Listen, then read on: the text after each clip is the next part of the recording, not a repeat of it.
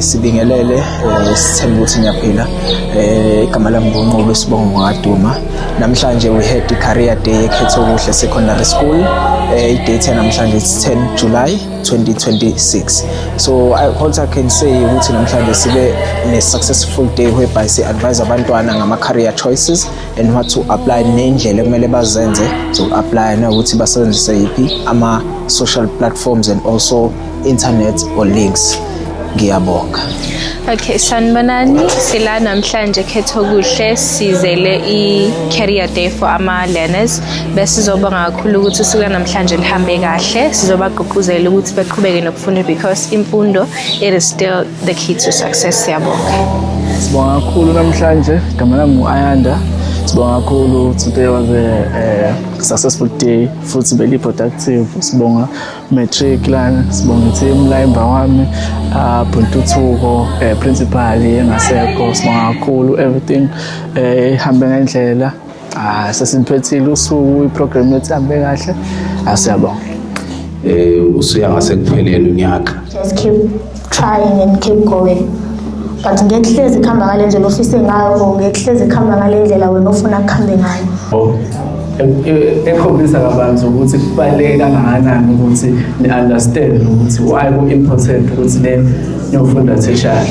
Ngiyabanyisa amasolisi amanonto nathi lawa ama-trials ukuthi fundani nicela abantu abaseduze kwenu benisize. Nami bengicela usizo ngaze ngakwazi ukuthi ngiphase.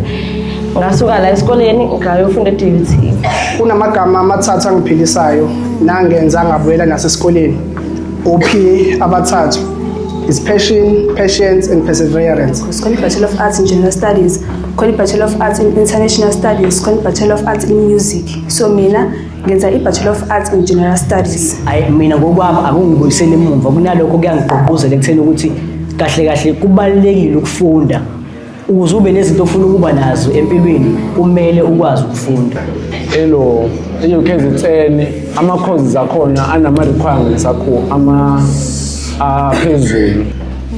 I-competition tight bafethu.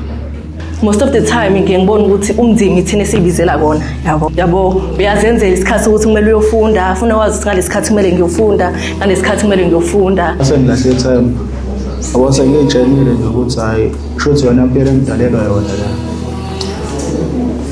Ila kade sada khona ukushetsha abantu engihlala nabo. Ngaqala ngathola abantu aba-right ekuyibona babengipusha bethi ngi-apply. Ma-apply ngokuphapha into okumele uyenze ukuthi u-apply ibhasari kumele u-apply uNSFAS leyo ukuthi ungeke ube nenkinga eningi. Meke nje wangayimisela kuqala unyaka uzokhacela uzobuya next day usoserious because bangaphosisi bakhona abanye abalaphelele inkinga kanjalo la. Ngenza umatric last year, class lokuqala le-drama away from home. Ikona ukubenzima kakhulu because isikhathi esiningi nakho ukuthi yabona-ke manje ngabe sengithe ngathi kumzali. Into engi-inspireshile ukuthi ngicabangele ukuthi ngeke phela ngisuke le KZN ngiyale ku-Eastern Cape sengiyafika le ngiyafikila and indaba ya-NSFAS-ke benginomngane wami mina umngane wami so-funded. Ungakwenza lokho okwenzayo but kubeke emqondweni ukuthi mina ngiyazazi ukuthi ngifunani. Ningaphiki abangane bayisana ndawo. Mina ngakuvulela ifoni yami manje anginayo ngisho umngane oyedwa kodwa baningi abantu engikhuluma nabo. Bengumuntu nje oyifeyilelayo. Bengiyila nje bafisa bengiwaphinda amaklasi. Lokuthi hayi ngoba mhlawumbe nje wafela mhlawumbe grade 10 noma grade 11 ukuthi wisdom ngoba khona wawinakele mhlawumbe izicelo ungahlangani nazo. Ukuthi matric into enkulu ozothi before even you get your degree lena uqale uveze wona matric wakho ukuthi kahle kahle matric kwenzakalani. Of which now it happened that in 4 modules that I was doing right now, I got a distinction, not just any, or 88 and above. So I want to say to you, it is really possible.